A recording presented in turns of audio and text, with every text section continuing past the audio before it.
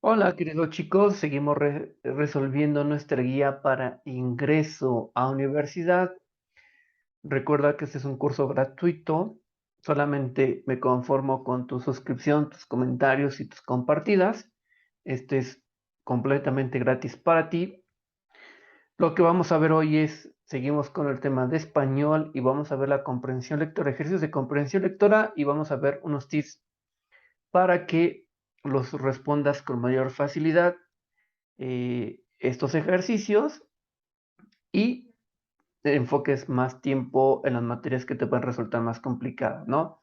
Ya sabes, no física, matemáticas y química. Pero vamos a ver, vamos a hacer que esto sea mucho más sencillo y mucho más fácil para ti y no te cueste tanto trabajo. Vamos a ver, entrar acá. Mira, aquí está el primer ejercicio. Estamos con comprensión lectora. Vamos a leer. Fíjate, lo que te recomiendo que hagas es que primero tienes el texto, ¿no? Dice, aquí dice, así es el efecto en Benpa.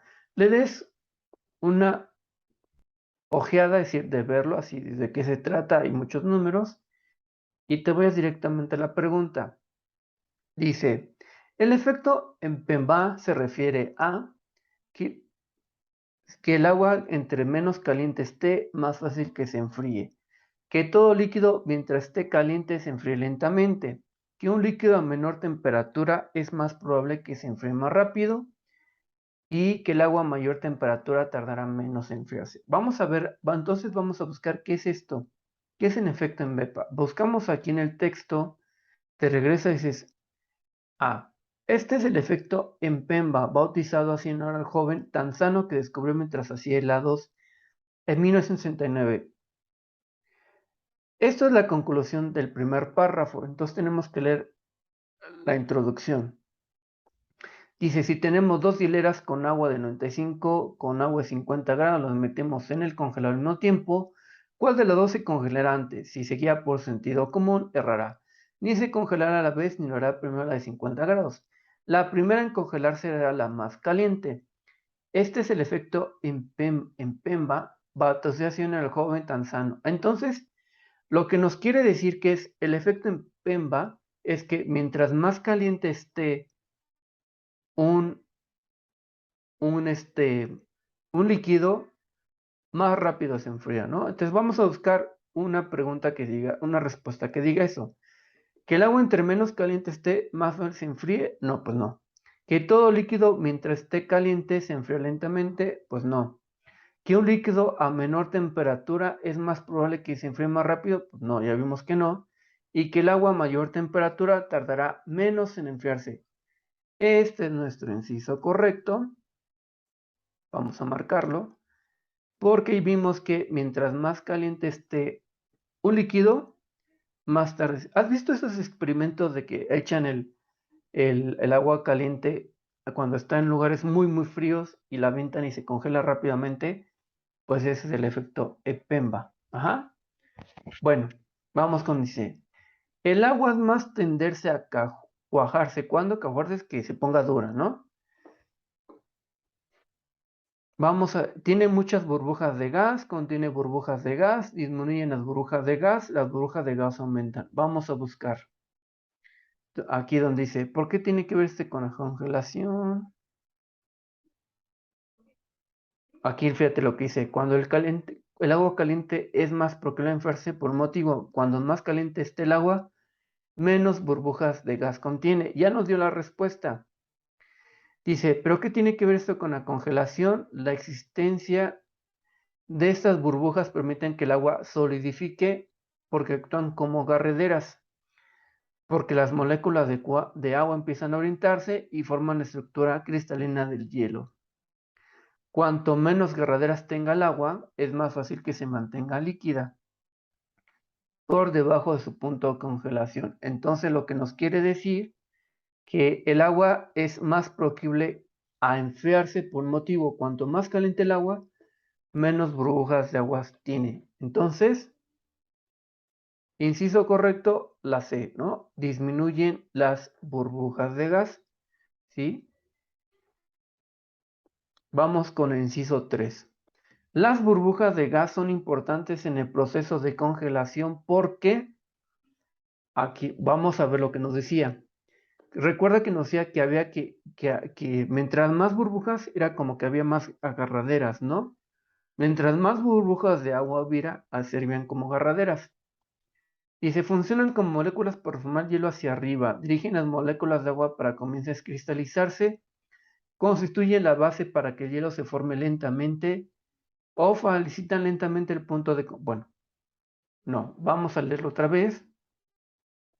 Dice, ¿pero qué tienen que ver esto con la congelación? La existencia de burbujas permite que el agua solidifique porque actúan como agarraderas. Para que las moléculas de agua empiecen a orientarse y formen la crustura sólida cristalina del hielo, cuanto menos agarraderas tenga el agua, es más fácil que se mantenga líquida por debajo del punto de colectación, ¿no? Otra vez. La existencia de estas burbujas permite que el agua solidifique porque actúan como regaderas, agarraderas.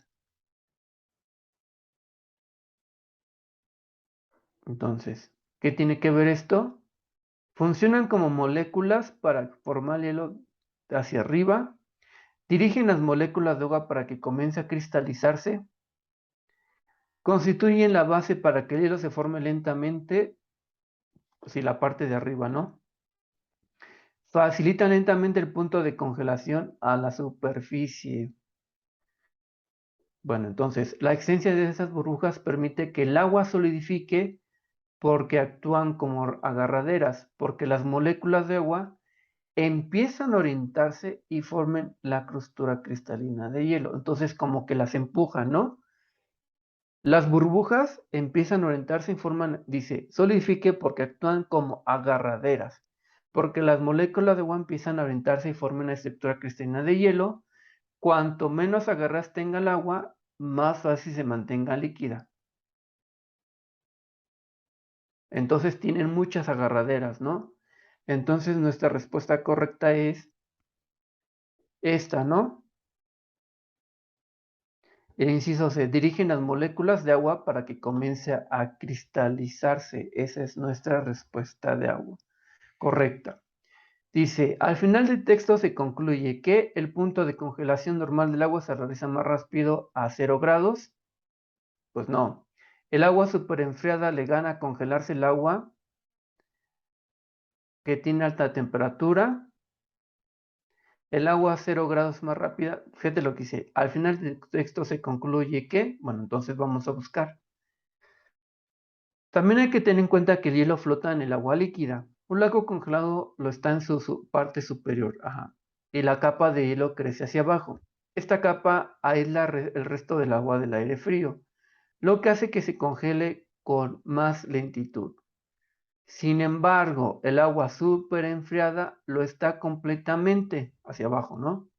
Y cuando comienza la congelación se produce de golpe, con lo que le gana la partida a la masa de agua que lo hace normalmente. Entonces, el agua súper enfriada le gana a congelarse el agua que tiene alta temperatura. El agua súper enfriada congela más rápido que el agua en su punto normal. Ahí está, ¿no? El agua súper enfriada lo está completamente y cuando comienza la congelación produce el golpe, con lo que le gana la partida a la masa de agua que lo hace normalmente. Ok. Así ya lo hemos visto, ¿ya ves? Vamos a seguir, vamos a resolver el siguiente. Dice, lee el siguiente texto de divulgación. ¿Qué produce un terremoto? Vamos a la primera pregunta. Dice, la mayoría de los terremotos se produce debido a, bueno, esto, por de todas maneras vamos a buscarlo. Explosiones internas de la Tierra. Fíjate lo que dice, la mayoría, ¿no? La mayoría. Desplazamientos tectónicos, movimientos bruscos de los camiones que, pues no, a ver. Dice, un terremoto es una vibración que viaja a través de la corteza. Técnicamente las vibraciones que sentimos a pasar en camión, bueno, eso no, de nuestra casa son a estos temblores sísmicos. Hay diferentes factores que causan los terremotos, como erupciones volcánicas, impactos de meteoritos y explosiones subterráneas. Sin embargo, la mayoría de los terremotos son el resultado de movimientos de placas tectónicas que se mueven sobre la capa lubricante de la atmósfera. Ahí está. Esta es nuestra respuesta correcta. Desplazamientos tectónicos. Mayoría, la mayoría. Vamos con el siguiente ejercicio. De acuerdo con el texto, el movimiento de la Tierra que provoca los terremotos sucede por... El movimiento de la Tierra que provoca los terremotos sucede por... Según el texto, ¿no? El promedio de terremotos anual es superior a los 3 millones, de los cuales la gran mayoría son tan débiles que nunca logramos percibirlos.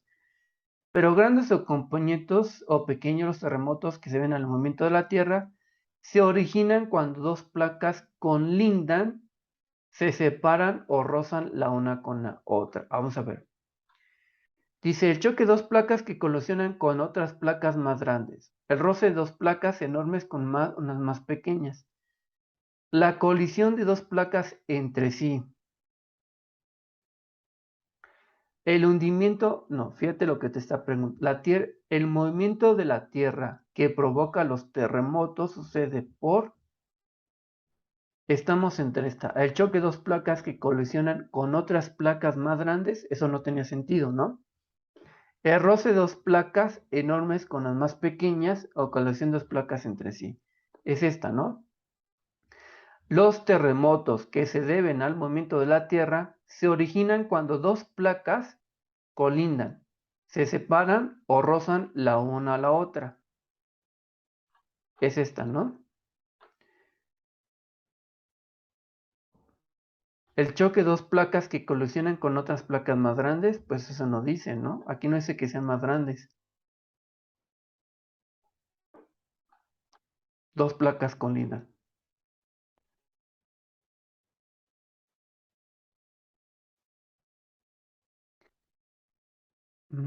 La colisión de dos placas entre sí, ¿no?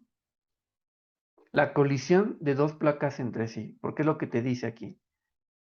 Los terremotos se dan al momento de la Tierra se originan cuando dos placas colindan, se separan o la rozan la una a la otra. Ahí está.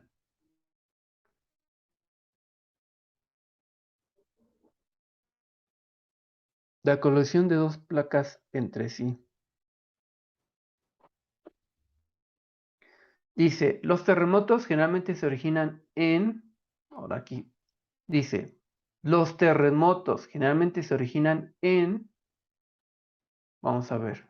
Ahora no sé dónde es el origen. Al estar dos placas en movimiento y al rozar la una con la otra, se produce una gran cantidad de tensión y falla con la frecuencia de placas que van más juntas. Los terremotos casi siempre se originan en las fallas o juntas de la Tierra y cualquiera de los dos tipos de movimiento que tiene resultado de energía que se emiten en olas sísmicas. Aquí dice, los terremotos casi siempre se originan en las fallas o juntas de la Tierra. A ver, las juntas continentales, ¿no? Dice, en los océanos, no, los volcanes, las juntas continentales o la superficie de la Tierra.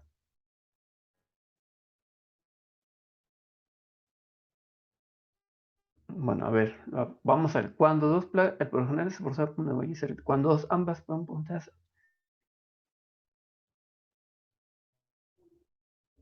Los terremotos casi siempre originan en las fallas o juntas de la Tierra.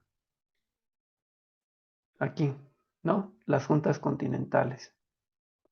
Ese es nuestro inciso correcto. Dice, el movimiento de la Tierra resulta de energía emitida a través de olas sísmicas o terremotos, que aquí lo decía, ¿no?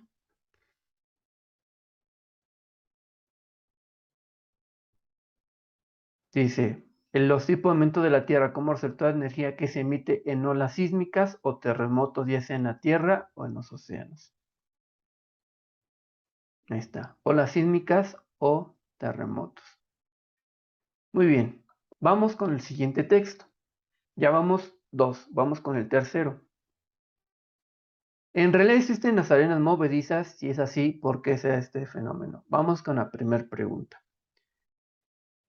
Número 9. Una de las características de la arena movediza es que, a ver, vamos, dice características. Una de las características. Vamos a buscar.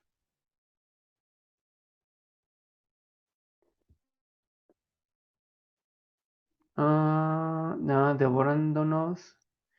Nos viene a la mente escenas dramáticas, devorándonos. La realidad es bastante diferente. La arena movediza rara vez se encuentra con unos 2 metros de profundidad sobre el agua atrapada. Dice que no, aquí no.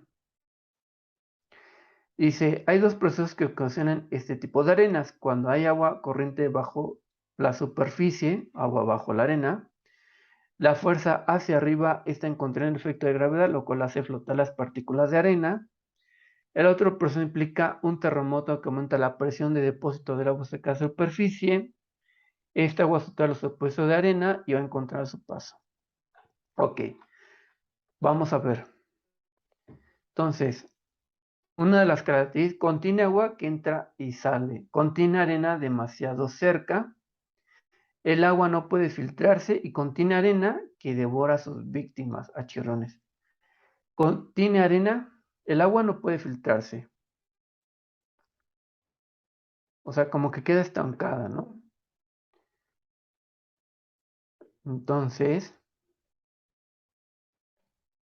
cuando pensamos, la realidad es que es bastante, existen sus propiedades, varían de lo que hemos visto en las películas. La arena movediza rara vez cuenta con más o no de profundidad y llega a existir en cualquier lugar si dan condiciones apropiadas. Se trata de arena común, sobresaturada de agua, cuyas partículas cuentan con significa fricción en ellas.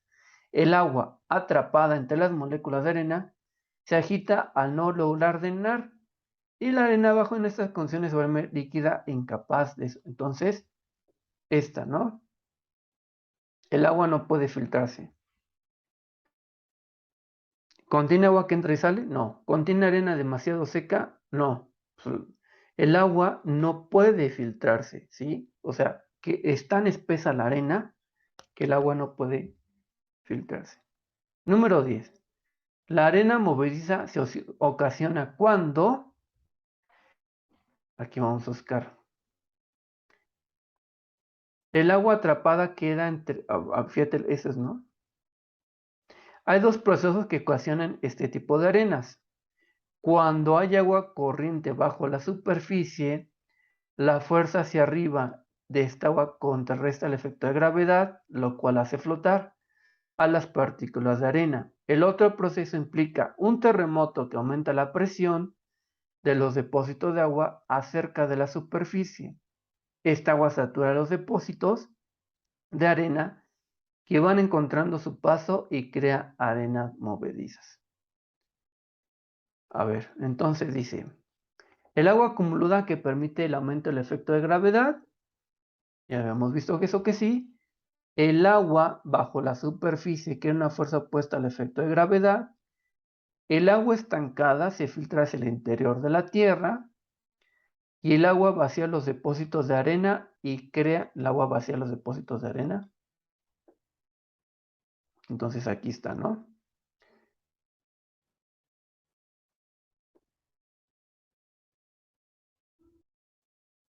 Aquí está. Hay dos procesos que ocasionan este tipo de arenas. Cuando hay agua corriente bajo la superficie, la fuerza hacia arriba de esta agua contrarresta el efecto de gravedad, lo cual la hace flotar a las partículas de arena. Una, aquí dice, agua que contrarresta el efecto de gravedad, lo que hace flotar a las partículas de arena. El agua, el agua acumulada permite, no, el agua bajo la superficie crea un efecto, es este, ¿no? Ahí está.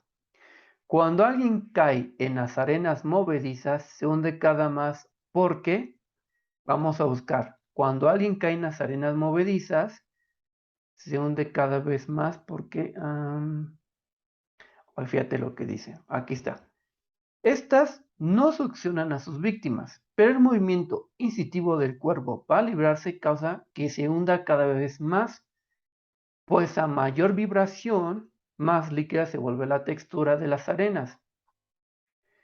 Mientras más intenta salir, más agua saldrá a la superficie. No. Mientras más piense en salir, no. Mientras más se mueva, la arena se convertirá líquida, ¿sí, no? Porque estás haciendo que haya más vibración. Porque dice, mientras más vibración hay en la arena, menos líquida se vuelve. No, mientras más se mueva, la arena se convertirá en agua, entonces lo que estás haciendo es hundirte. Entonces, pues a mayor vibración, más líquida se vuelve la textura de las arenas y estas se comportan como un líquido viscoso en lugar de una materia sólida. Ok. Siguiente. Uno de los errores que comete quien ha caído en arena movediza es que al moverse, menos posibilidad tiene de flotar. Pues sí. Al moverse rápidamente, más fácil flotará. Pues no. Al moverse instintivamente, lograr fíjate lo que dice. Uno de los errores que cometen, vamos a buscar cuáles son los errores. Ok. Por el contrario, se siente firme y compacta bajo nuestros pies, pero si se moja demasiado, como cuando hacemos un hoyo que se va llenando de agua por abajo, las paredes se colapsan con facilidad y la arena saturada de agua fluye y escurre hacia abajo. Curiosamente, si alguna vez nos llegamos a encontrar presos en un charco de arenas movedizas, hay que recordar que nuestro cuerpo es menos denso que las arenas. Ajá. Por lo tanto, si nos relajamos y estiramos los brazos y las piernas, en teoría flotaremos sin player. Ok, vamos a buscar ese. Al moverse menos posibilidades tienes de flotar, pues sí. Al moverse rápidamente, más no. Al moverse sencillamente logra relajar las piernas, pues no. Al moverse esperamente, menos posibilidades tendrá de hundirse. No, es esta, ¿no? Al moverse, menos posibilidad de flotar. Lo que tienes que hacer es estirar tus brazos y como acostarte para que flotes, ¿sí? Ok. ¿Ya ves? Ya tenemos 3 ejercicios de... Bueno, vamos a dejarlo aquí. La comprensión lectora. Ya vimos cuáles son nuestras técnicas. Tienes que leer despacio. Primero te vas a la pregunta y te dice, esto. Te vas a la pregunta y te vas específicamente a lo que te está preguntando, ¿no? Ya después de ahí, ya resuelves, ¿no? Y te ahorras muchísimo tiempo, como lo hicimos ahorita. En vez de leer todo el texto y ir resolviendo. No. Primero, te vas a la pregunta. ¿Qué te pide? Ya vas a la pregunta, lees el texto en la parte que te está pidiendo y dices, es esto, ¿no? Muy bien. Entonces, lo dejamos por aquí. Mañana continuamos con la comprensión lectora para que te quede más claro. Y nos vemos. Sí, suerte.